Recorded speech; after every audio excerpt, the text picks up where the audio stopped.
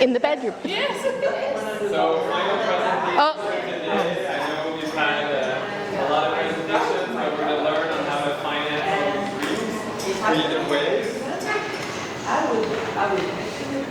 Yeah. So just getting ready.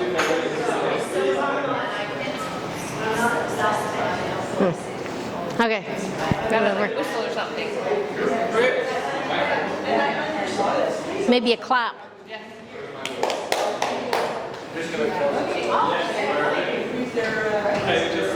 Okay. Today we have Susan Flanagan joining us from beautiful, where is it in Ontario? Guelph. Guelph, so beautiful Guelph, Ontario. Susan has been in the mortgage industry, private mortgage, so not a typical mortgage, private funds for many years now. Even though she's 25, she started when she was 22. Yeah. And she's a wealth of knowledge. She wanted to learn about creative financing or where to park some money in a secure manner. Susan does a lot of due diligence. That's something I've learned from her as well. And that's why we had that disclaimer at the beginning, and I'm sure Susan has a nice one too. Do your background research. It's really important. There's a lot of sharks out there, and there's water here in person. So anyway, you got to be careful.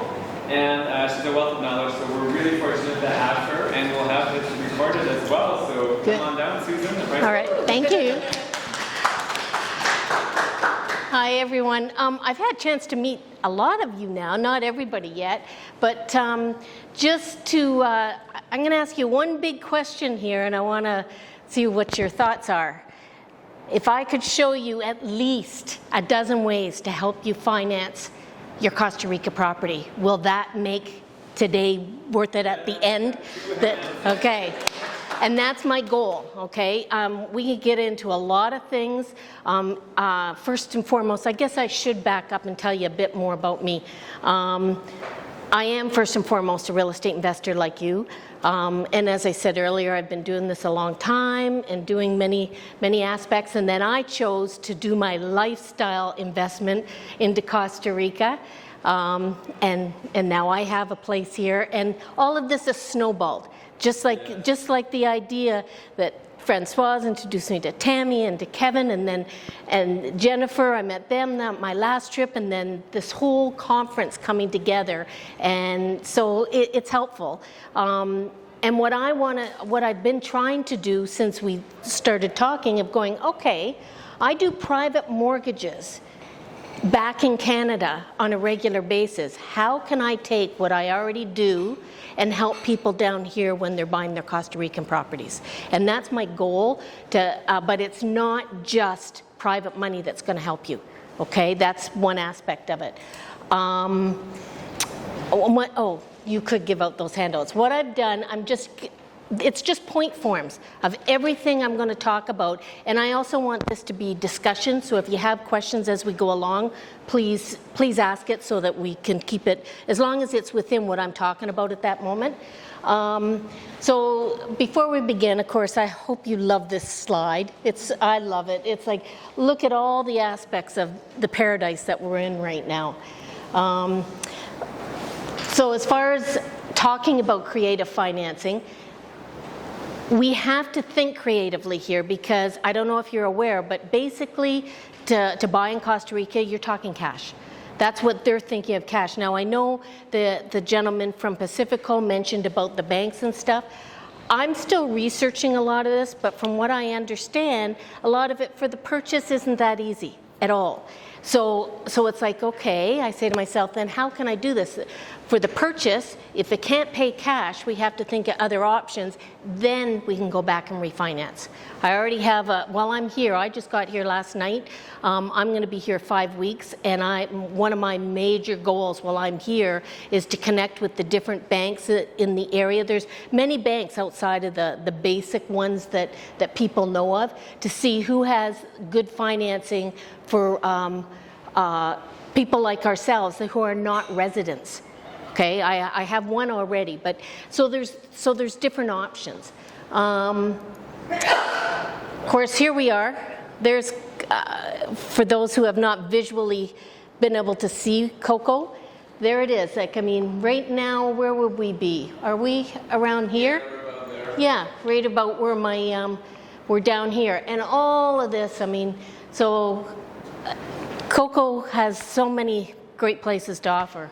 And you'll find out more the more you connect with Tammy and so forth. And also to understand, if this is Cocoa Beach, these are all the things, these are just some of the things around the area that people can go to. You don't ever need a car to be here. You realize that. It's nice to have a car, but you don't need to. This trip, I didn't rent a car.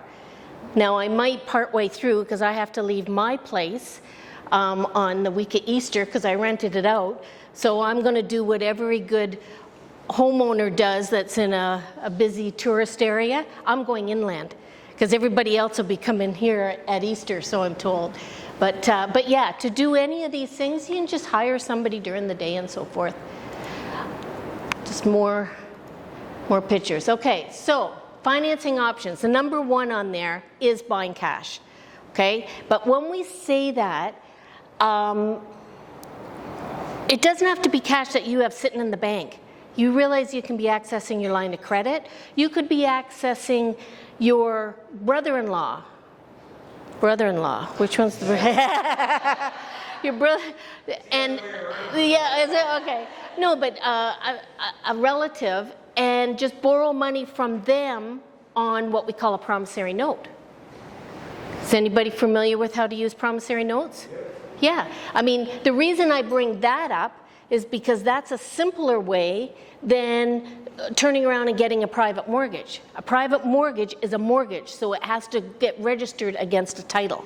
Okay, so if you could have somebody, like I say, once you do the purchase, then you can be looking at going to a bank afterwards to get the bank financing, which I don't think you can do more than 50% loan to value, but I could be corrected once I do more of my research. What was that? That's what I've heard as well. Yeah, I mean, but I'm gonna. This is a constant research on this. Which, by the way, as I'm going, I put a little list here. This is the old-fashioned way of signing up on your YouTube channel. When we're done, if you want to sign up on here, I am going to be continuing to research and anything I'm learning to be sending out information to people, okay, on the financing end. So if you wanted to leave me with your information after, you could do that. So paying with cash, so promissory note, lines of credit. At this point, I don't know how you would use your registered funds. If there is a way, I'm going to keep looking at it, but I can't see that for another country at this point, okay, unless you're doing it back home. Now, vendor take-back, I should have put that first, because honest to goodness, oh, Colin, yeah. What if if you're in Canada, the LP in Canada accepted your registered funds, and the LP purchases the property? I'm getting to the LP. Actually, it's not even on the list. I added it after. But let me get to that, because it's like that's a more sophisticated move, and I'll remind me if I forget, okay? So the vendor take-back, I don't know about other people, but I have always, when I'm doing a purchase, checking to see if there's any chance that seller would want to do any kind of financing, whether I'm working with a realtor or working directly with the seller. Anybody else the same? I mean, it's why wouldn't you ask the seller, especially if they're selling and then they're making a profit, they're going to have to pay capital gains on that profit, so you can help them with less capital gains because it's spread over time. Okay, so think about that every purchase, whether it's here or at home, but definitely, now Tammy, am I right that there's a lot of sellers here that will do vendor take-backs? I mean, there's not a lot, but if it sweetens the deal? if it sweetens the deal, yeah, I mean, absolutely. Okay, I mean, because the way I look at it as an investor, if first and foremost, we have to run our numbers. Okay, so some of the information that you've already gotten, what you provided this morning was good to see for the amount. I don't have a full year yet on my place, but I'm expecting that my net profit's going to be around the same. And I've been here 3 times, so I've used it a lot myself. But running those numbers, as long as, just like any real estate investment we're doing back home, that as long as the numbers work, then you can allow for financing to be involved in it. Okay, so it is knowing what you're, and I was going to give an example, but I just don't have time. But it is something that you do the same when you're buying a property wherever you're from, right? You're not going to just buy it and then go, oh, I hope the profit works. Well, actually, I shouldn't say that. People do that. What? I just bought a property in Sicily that I'm hoping is going to... No, but I mean, you ran numbers, though, I'm sure. It was an emotional buy. Was it? Okay. So it, but as an investment, no, we have to know. And for myself, I bought my place cash, but I'm already going, okay, I don't want to tie up all my money. And that's one of the things I'll be working on while I'm here, and that's why me sharing the experience of how it's worked for me will be helpful, because I want it refinanced by a bank for as high as I can get, because I already know there's money in there that will cover it, and then I still have my vacation home. So, okay, so the next one, cash and a VTB. Okay, so that's simple. Whether it be combining again, if you're going to get from your relative, let's just I'll use my purchase as an example. I paid $215. If I had I bought a 2-bedroom, 2-bath, $215 in Las Palmas here. If I had a VTB, let's say she gave me $100,000 back, I would have had to come up with a $115. But say I didn't have the cash, I could have gone, okay, now who can I talk to that wants to make some money here, but I'm also going to get creative over and above that. Okay, so let's just pretend, Jillian, you and I are friends prior to this, and I came to you and I know you've got $50,000 sitting in your line of credit even. I said, if I borrowed that money from you, and I know you, well, right now the rates have gone up even higher, but let's say you're paying 8%, 7%, I think between 6 and 7 you might be paying on your line of credit. And I said, I'll pay you 10% interest if you'll lend that to me right now. I might need it up to a year, like set it up still for up to a year just to give yourself time. But I'll throw something else in. I'll let you use my place for a week. But it has to be off season because I'm in business and I need it rented during. So you're getting creative with the ask. The ask. You constantly have, and people are afraid to ask, thinking, oh, but I don't know who has money. You don't know anything until you ask. Like it's, I know, and I'm pointing at Colin, I know you have lots of probably examples of people that you've approached and become partners. So if you don't ask, they didn't just fall in your lap, right? Certainly not. No, you just have to, be reaching out. So you're combining those two. Okay, what about using cash in a joint venture partner? You could do that now. My personal bias on that, this is just me, I personally would prefer, if I can buy a place and keep it without partners, that is always my goal. However, I watch Jennifer and Francoise, and they're doing tons of different property purchases lately all over the place with partners all the time. Right? It's a personal choice. So if we're going to look at doing, let's say, a partner, that partner, okay, you never bring on a partner if they're going to provide the same thing you're providing, right? You want somebody, if I'm going to bring Jillian as a partner, if I don't have the money, she needs to be the money partner. If I don't have the skills, then she needs to have the skills and I need to have the money. So, and the mistake a lot of people do, they buddy up with their friend and go, let's be partners. Think about it. You partner up with the person that brings something to the table that you don't have. And in this case, it's the money. Okay, so you definitely need someone with the money, and it's not a sales pitch or anything else. It's sharing what you're doing in Costa Rica, and would you like to be a part of it with me? And this is how it can work. Okay, so you still might need some cash of your own to do that, or I don't even know if I wrote. One day I was just writing. I could probably make that list at 20 things. If you just realize that you just keep combining different things. And that's where we'll get to what Colin's question was. Because this could be a joint venture partner, and it's not actual cash in my pocket. It's, I borrowed money from a promissory note from somebody. Hey, oops, what happened here? Oh, I'm off the screen. No, it's nothing to do with that. It's, oh, there, okay, now we're getting on to private mortgages, which is what I do for a living. I thought, okay, we can talk about that, but if you're going to do a private mortgage, you really still have to keep it at 50% loan to value, okay? I have different lenders now that are open to Costa Rica.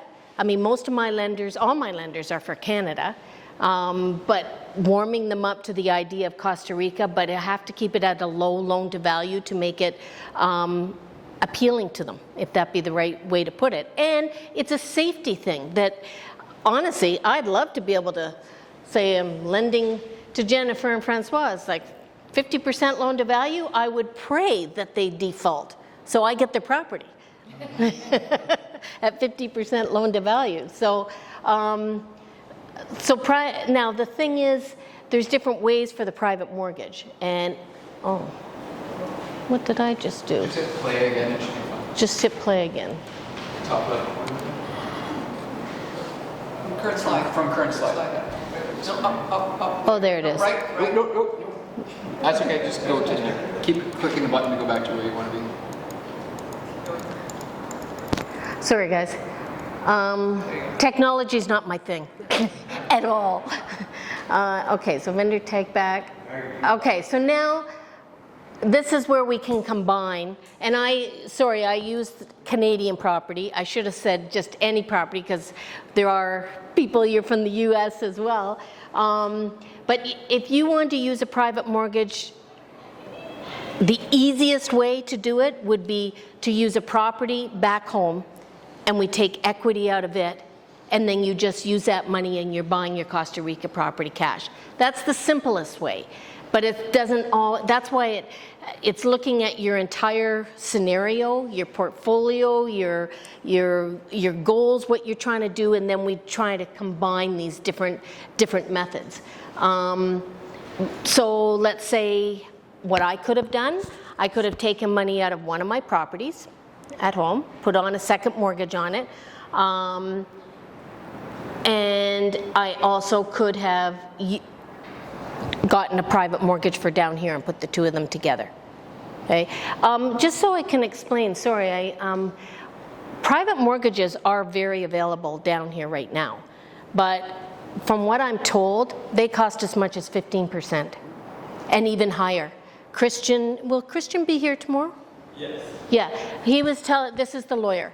He was telling me of some examples of, it was over 20%. I went, whoa, he goes, Sue, people need to be able to, it doesn't matter, they want the property. They have to figure out a way to get the purchase done, okay? And so that's where private money truly becomes your friend, but it's an expensive avenue, so keep it as short term as you can. So it might mean, so you found a place and you're all excited and you make the purchase, you're using private money, but then as soon as you've purchased it, now maybe think about a joint venture partner, or you see what I'm saying? Like you're combining all these different ideas to make it work, and then ultimately going to the bank and refinancing it. Now that second 50%, how are you going to do that? That might still be with a joint venture partner. You can do a private mortgage with cash, like that's a given. I mean,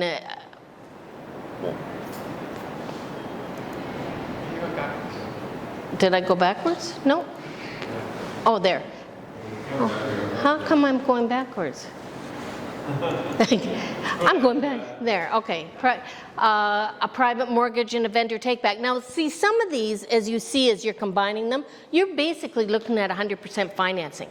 And if you're going to do that, you have to recognize you're not going to see cash flow.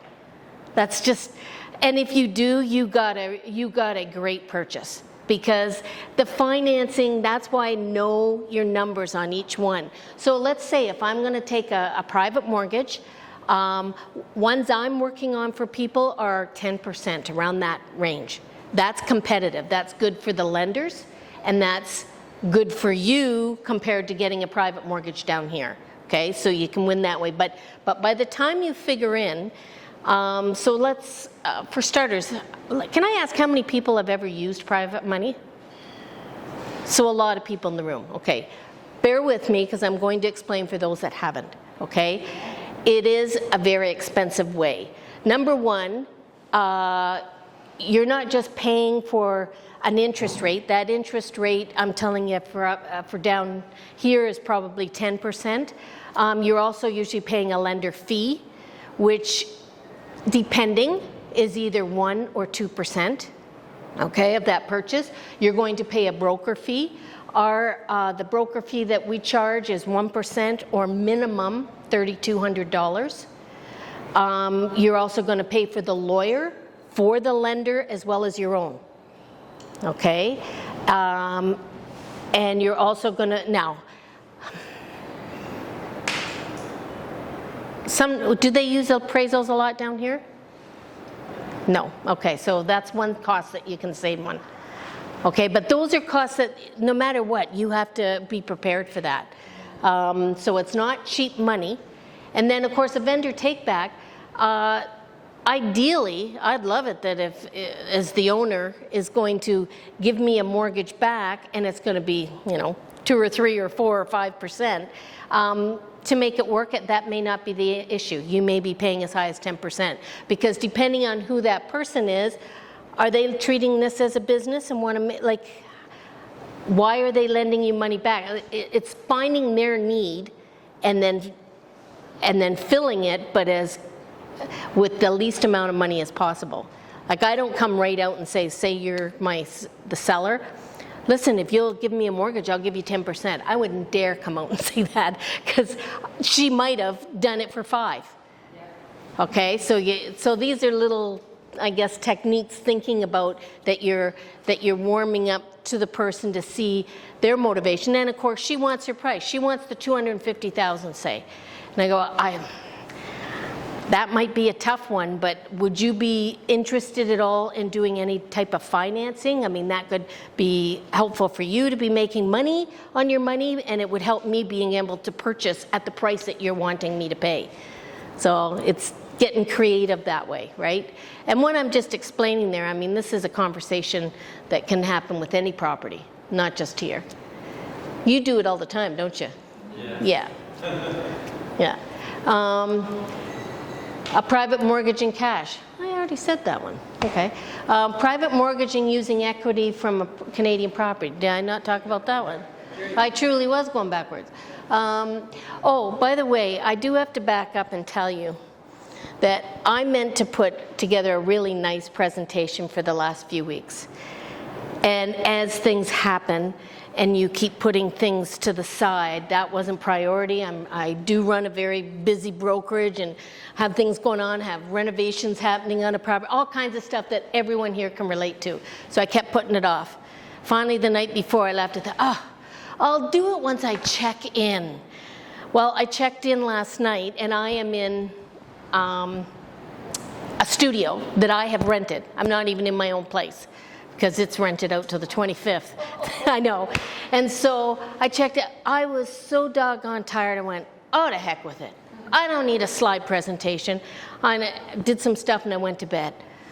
But I woke up at 5, and it's on my mind. I'm thinking, damn, you need to have a slide presentation. So what was I doing? Putting this together at 6 this morning. So if it is very blah looking, which it is, and mixed up, that's my excuse. It's fine. as long as the information is getting across, to me the best thing that'll help you later is have that little cheat sheet to go, what are all those different ways that I can think of?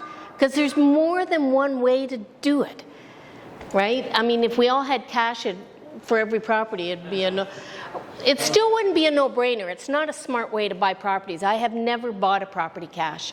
This was the first one. I mean, ideally you want to finance them because then your financing is written off the works. But if it gets the job done initially, then that's what you do. I just want to say that Yeah. you did make these beautiful boxes of chocolates and put in all these bags. She did. Yeah, I did that when I got there. And here I am doing it going... So just be careful that when you're outside with them, get eating them now so they don't melt. Usually I give out, when I'm doing talks or whatever, loonies and toonies for you Canadians. It's our coins for $1 and $2 bills. And they're the chocolate ones because I'm the private money lady.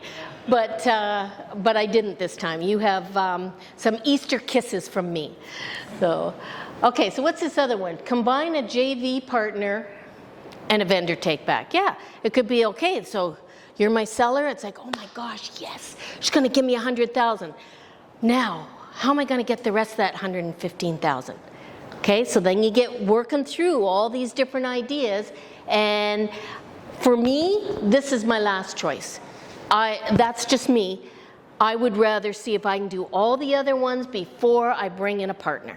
But at the end of the day, if that's my only choice to be able to buy that property that you want, do it.